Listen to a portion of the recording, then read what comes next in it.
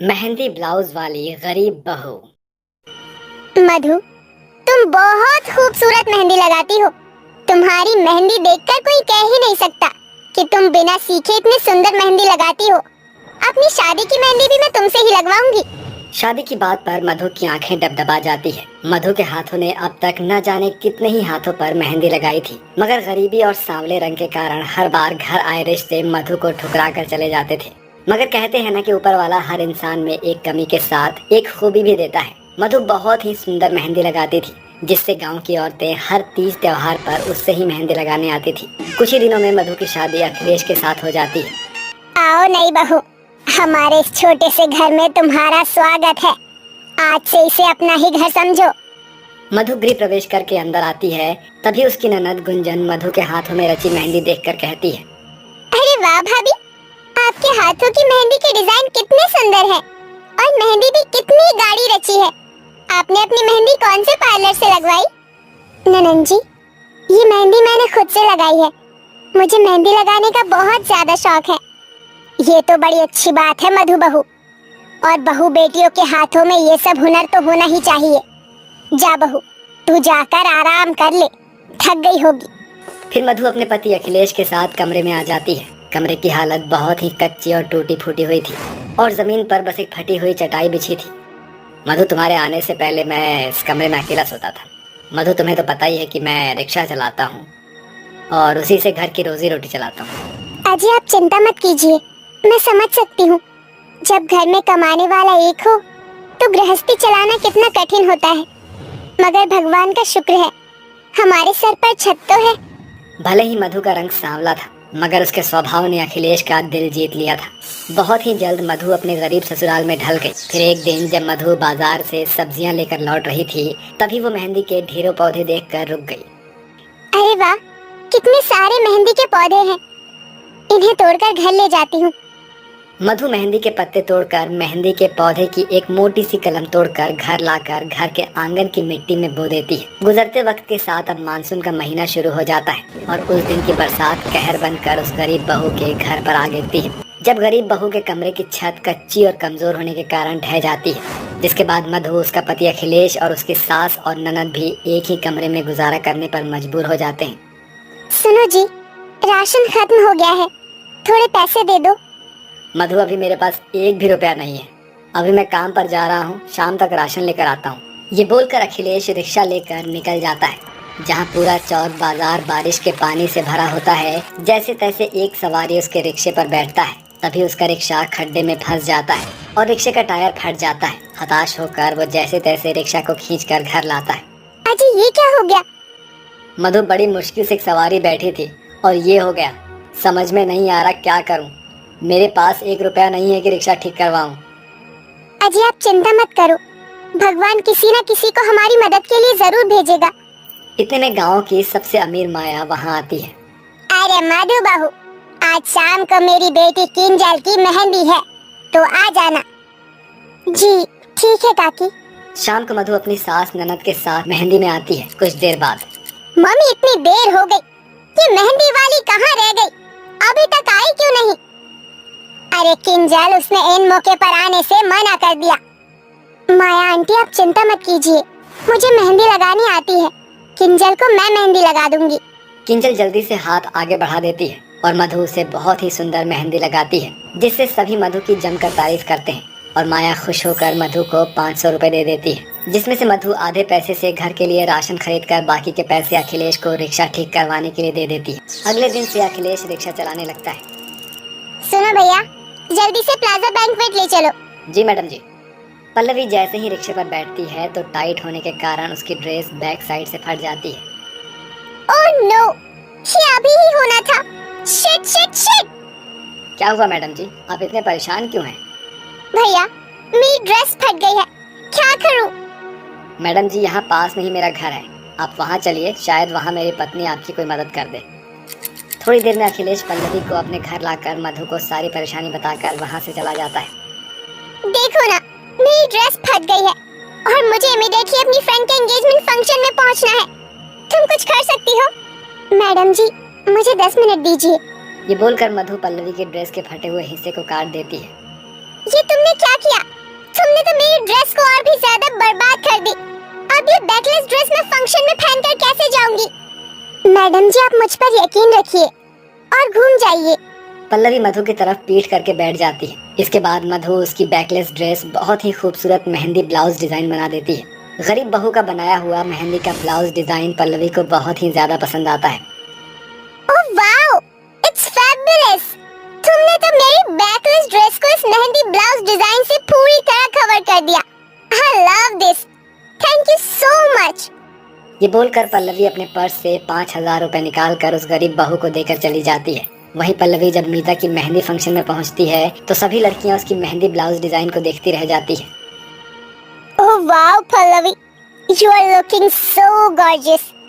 इस mehndi blouse design वाली dress में तू कहर ढा रही है। मुझे भी अपनी वेडिंग के लिए ऐसी ही मेहंदी वाली ब्लाउज बनवाना है। तू मुझे इस पार्लर वाली का कांटेक्ट नंबर शेयर कर दे। मीता, मेरा ये मेहंदी ब्लाउज डिजाइन किसी प्रीशियस पार्लर वाली ने नहीं बनाया, बल्कि एक गरीब के हाथों की मेहनत है। शादी से एक दिन पहले पल्लवी मीता को लेकर मधु के ससुराल आती है, जहां मधु के घर के गरीब हालत देखकर उन्हें काफी बुरा लगता है। मधु भाभी, आपसे मिलने कोई आया है। अरे मैडम जी, आप यहाँ? कैसा गया फंक्शन? फंक्शन बहुत ही फैबुलस था और तुमने जो मेहंदी ब्लाउज डिजाइन बनाया था सभी को पसंद आया। वैसे ये मेरी सहेली मीता है, कल इसकी शादी है, इसे भी मेहंदी ब्लाउज डिजाइन बनवाना है। वैसे शादी का लहंगा है, देखकर बताओ इस पर कौन सा ब्लाउज डिजाइन ज्यादा अच्छा लगेगा। और ब्लाउज डिजाइन के साथ मुझे हाथ पैरों पर भी वेडिंग मेहंदी लगवानी है, तो मैं तुम्हें 25,000 दे दूं। 25,000?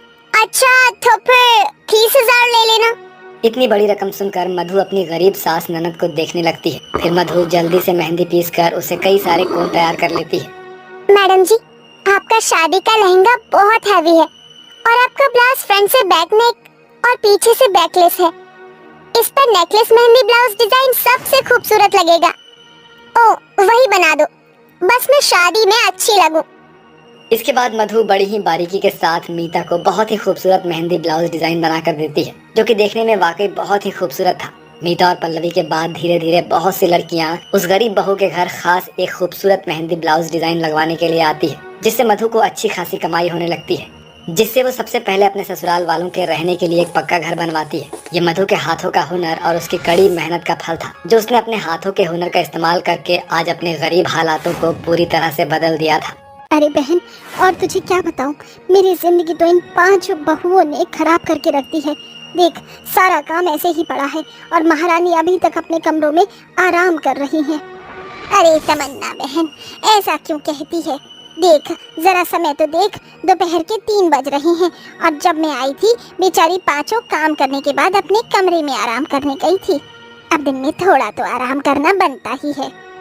अरे सुजाता, तुझे नहीं पता, जब से इन 5 की शादी हुई है, इनकी शादी को पूरे 4 साल हो गए हैं और आज तक इन्हें एक संतान तक नहीं हुई। भला तब से ये आराम ही तो कर रही हैं। इनके आराम करने का भी कोई फायदा नहीं। ये तो ऊपर वाले की देन है। जब उसकी मर्जी होगी तो 5 की सोनी गोद खिल उठेगी। अच्छा बहन, मैं चलती हूँ। आजकल मेरी बहू की तबीयत खराब रहती है, तो इसीलिए घर की जिम्मेदारी थोड़ी मैं संभाल रही हूँ। आखिर वो भी तो किसी की बेटी है। सुजाता ऐसा कहकर वहाँ से चली जाती है, जिसके बाद तमन्ना अपने आप से कहती है, बड़ी आई बहुओं की तरफदारी करने वाली। अरे बहू तो पैर की जूती की तरह होती है, उन्हें जूती की तरह पैरों में ही पहनना चाहिए, ना कि सर पर रखना चाहिए। तमन्ना अपनी 5 बहू को कुछ भी नहीं समझती थी। ऐसे ही उसकी सहेली अपने घर को चली जाती है। तमन्ना चीख चीख कर पूरे घर को सर पर उठा लेती है। अरे नास्पीटियो, कहाँ जाकर मर गई हो? अरे तुम लोगों ने तो हद ही पार कर दी। पता नहीं मनहूस कहीं की क्यों इस घर के अंदर पड़ी हुई हो। तमन्ना के चिल्लाने पर उसकी 5 बहू उसके सामने आ जाती हैं। क्या हुआ माँ जी, कौन सा बवाल मच गया है अचानक से? दोपहर के 3 बज रहे हैं और आप हमें 3 बजे ही उठा रही हो। आपकी तबीयत तो ठीक है ना माँ जी?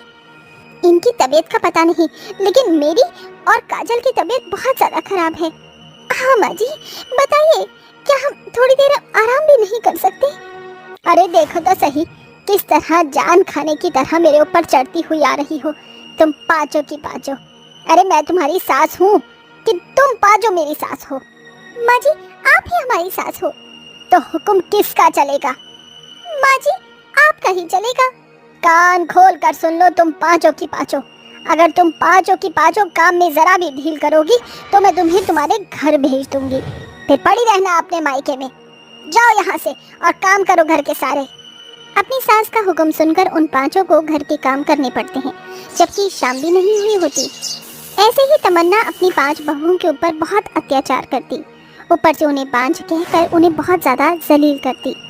इसी के चलते एक दिन उन्हें पूजा पाठ और मंदिर का ताना देती है। तुम पांचों मनहूस जब देखो घर के अंदर ही पड़ी रहती हो। एक काम करो, आज से सुबह और शाम तुम पांचों मंदिर जाओगी और भगवान की सेवा करोगी। शायद इसी के चलते तुम पांचों को भगवान हमारा वंश बढ़ाने के लिए औलाद दे दे। तमन्ना की ऐसी बातें सुनकर उन पांचों को दुख तो बहुत होता है, लेकिन उनके पास कोई चारा नहीं होता, जिसके चलते वो सुबह और शाम दोनों समय मंदिर जाकर भगवान से अपनी गोद भरने के लिए मन्नत मांगती हैं। एक दिन वो पांचों बहुत ज्यादा परेशान हो चुकी थी और रोते हुए मंदिर में भगवान से कहती हैं, भगवान, किस जन्म का बदला ले रहा है तू हमसे? आखिर हमने ऐसा कौन सा पाप कर दिया जो तुम हमें संतान का सुख प्राप्त ही नहीं होने दे रही हो? अब अगर हमें और ताने सुनने पड़े तो हम आपके मंदिर में कभी नहीं आएंगे। चलो बहनों, चलते हैं यहाँ से। सुप्रिया की बातें सुनकर सौम्या और काजल भी बिना भगवान की पूजा किए ही उस समय मंदिर से निकल जाती हैं। तभी वो पांचों सड़क पार करने वाली होती है कि अचानक से एक बहुत बड़ा ट्रक उनके सामने आ जाता है। उससे पहले ही एक लड़की उन पांचों को जोर से धक्का दे देती है, जिसके चलते वो पांचों तो बच जाती हैं, लेकिन उस लड़की के चोट लग जाती है। अरे ये क्या? ये लड़की कौन है? इसने हमारी जान क्यों बचाई? ये तो बाद में जानेंगे, लेकिन उसे देखो जरा, उसे बहुत ज्यादा चोट लगी है। चलो उसे हॉस्पिटल लेकर चलते हैं। उस लड़की का नाम कनिष्का था और वो एक अनाथ लड़की थी। लोगों से भीख मांगकर अपने पेट का गुजारा किया करती थी और दूसरों की मदद भी करती थी। इसी के चलते कनिष्का पांचों को बचा लेती है और खुद घायल हो जाती है, लेकिन वो 5 बहू मिलकर हॉस्पिटल में उसका इलाज करवाती हैं और उससे उसकी दुख भरी कहानी सुनती हैं। मेरे इस दुनिया में कोई नहीं है। मेरे पैदा होते ही मेरे माता पिता भगवान को प्यारी हो गई थी। तब से मैं दर दर की ठोकर खा रही हूँ। भगवान ऐसा कैसे करता है? जिनको औलाद चाहिए उनको औलाद नहीं देता, और जिनके पास औलाद होती है उन्हें अपनी औलाद से अलग कर देता है। प्रीति की बात सुनकर बेचारी कनिष्का रोने लगती है, जिसके बाद उन पांचों का मन नहीं मानता और वो उसे अपने साथ अपने घर ले आती हैं। आज से तुम हमारे साथ ही रहोगी। जैसे ही सौम्या, प्रीति, सुप्रिया, काजल और ऐश्वर्या कनिष्का को घर पर लेकर आती हैं, कनिष्का को देखते ही तमन्ना उन पांचों से कहती है, ये रास्ते का कूड़ा उठाकर तुम अपने घर पर कैसे ले आई? कौन है ये लड़की? इसकी हालत तो देखो जरा। ये मेरे दूर की मौसा की बेटी की भांजी है और मेरी छोटी बहन। जैसे ही मैं मंदिर से बाहर निकली तो मैंने इसे देखा। इसकी हालत बहुत बुरी थी। इसके माता पिता बचपन में जन्म देकर भगवान को प्यारे हो गए। और फिर आप ही तो कहती हो ना कि लोगों की मदद करने से हम पुण्य कमाते हैं। अगर हम इसकी मदद करेंगे तो हम पुण्य कमाएंगे और हमें भी भगवान संतान का सुख दे देगा। वो पांचों अपनी बातें घुमाकर कनिष्का को घर में ही रख लेती हैं। कनिष्का बहुत अच्छी और समझदार थी। जब से वो उस घर में आती है वो उन पांचों बहुओं का बहुत ख्याल रखती है। अरे आप पांचों उठ गई? टेबल पर बैठ जाइए, मैंने आप पांचों के लिए नाश्ता बनाया है। जल्दी उठकर तुमने नाश्ता भी बना लिया?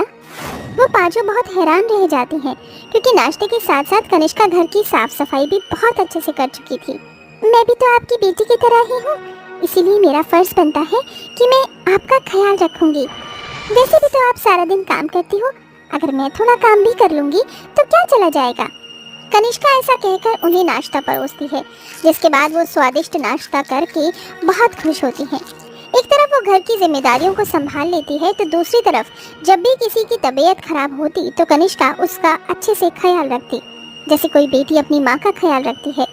लेकिन इसी बीच कनिष्का और उन 5 बहुओं के लगाव को देखकर तमन्ना को बहुत गुस्सा आता है और वो ये बर्दाश्त नहीं कर पाती। मेरे होते हुए मैं इन्हें एक साथ तो देख नहीं सकती। मुझे इस लड़की को इस घर से निकालना ही होगा। बहुत सुख भरे दिन जा रहे हैं इन पांचों के। तमन्ना एक साजिश रचती है और अपनी सारी गहने कनिष्का के कमरे में रख देती है और उसके ऊपर चोरी का इल्जाम लगा देती है। इसने मेरे कमरे में आकर मेरे गहने चोरी किए हैं। देखो इसकी अलमारी में सारे गहने रखे हैं। नहीं, आप आ जाओ, मेरा विश्वास कीजिए, मैं ऐसा कभी नहीं कर सकती। मैं गरीब हूँ लेकिन चोर नहीं। अपनी सास की बात मानकर उन पांचों बहू के पति भी नाराज होते हैं, लेकिन तभी सौम्या सभी के सामने हकीकत लेकर आती है। माँ जी ऐसा कुछ करेंगी ये मैंने कभी सोचा भी नहीं था। मैं जानती थी कभी ना कभी ऐसा जरूर होगा, क्योंकि माँ जी से हमारी खुशियाँ बर्दाश्त नहीं होती, इसीलिए मैंने ये वीडियो बनाई थी। ये देखिए, माँ जी ने खुद कनिष्का के कमरे में ये सारे गहने रखे थे। आखिर माँ जी आपने ऐसा क्यों किया? सच्चाई सामने आने के बाद तमन्ना को अपनी गलती का एहसास होता है। हाँ, ये मैंने ही किया था, क्योंकि मेरी कोई बेटी नहीं रही। जो सुख मुझे नहीं मिला वो सुख मैं तुम पांचों को कैसे मिलने देती। मुझे अंदर ही अंदर जलन हो रही थी, लेकिन अब मुझे अपनी गलती का पछतावा है। तो पाजा मुझे माफ कर दो, और कनिष्का बेटी तुम भी मुझे माफ कर दो। तमन्ना से माफी मांगते हुए उसकी पांचों बहू उसे माफ कर देती हैं। वहीं कनिष्का भी उसे माफ कर देती है, लेकिन अब वो पांचों मिलकर कनिष्का को गोद ले लेती हैं, जिसके बाद कनिष्का उन्हें माँ कहकर पुकारने लगती है, और इसी प्रकार वो सभी एक साथ खुशी खुशी रहने लगते हैं।